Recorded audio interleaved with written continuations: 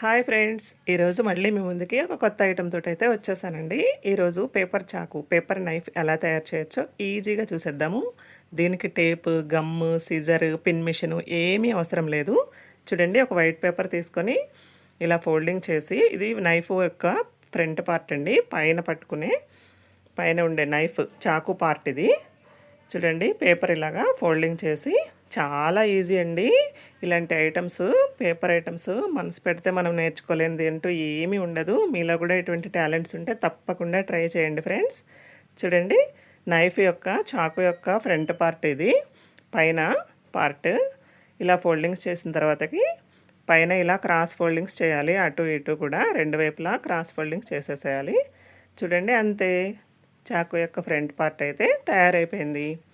చాలా ఈజీగా చేసేయచ్చు. ఇది నైఫ్ యొక్క కింద పార్ట్ కండి. నేనైతే బ్లూ పేపర్ తీసుకున్నాను, అంటే ఒకే దాంతో చేస్తే సరిగ్గా అర్థమవ్వదు అని. కింద పార్ట్ ఇది నైఫ్ యొక్క చాకు యొక్క కింద పార్ట్. మధ్యలోకి ఇలా అయితే ఫోల్డింగ్స్ చేసేసేయాలి. మిడిల్లోకి ఇలా ఫోల్డింగ్స్ చేసి ఇలా మడత పెట్టాలి. నైఫ్ యొక్క కింద పార్ట్, చాకు యొక్క కింద పార్ట్. అంతే, తయారైపోయింది. చూసారా, ఒక చిన్న వైట్ పేపర్ తోటి ఇలా రౌండ్గా అయితే చుట్టేసేయాలండి. అటు సైడు ఇటు సైడు రెండు ఆ వైట్ పేపర్లోకి ఫోల్డింగ్ అనేది చేసేసేయాలి.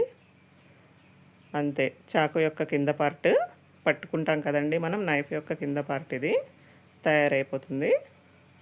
నచ్చితే లైక్ చేసి షేర్ చేయండి ఫ్రెండ్స్. ఇలాంటి మంచి మంచి వీడియోస్ కోసం సబ్స్క్రైబ్ అయితే చేసుకోండి. లైక్ చేయడం మాత్రం అస్సలు మర్చిపోవద్దు. నైఫ్ యొక్క కింద పార్ట్ ఇది. చూడండి, తయారైపోయింది. అలా రెండు వైపులా లోపలికి ఫోల్డింగ్ అనేది చేసేసేయాలి. దాని తర్వాత ఫ్రంట్ చాకు యొక్క ఫ్రంట్ పార్ట్ని మనము దీంట్లో లోపలికి మధ్యలోకి పెట్టేసేయాలి, ఇన్సర్ట్ చేసేయాలి. చూసారా, ఎంత ఈజీగా ఎంత బాగా వచ్చిందో. చాకు అనేది తయారైపోయింది. ఎటువంటి గమ్ము, సిజర్, టేపు, పిన్ మిషను ఏం అవసరం లేదండి. చూసారా, చాలా ఈజీగా తయారైపోయింది పేపర్ చాకు.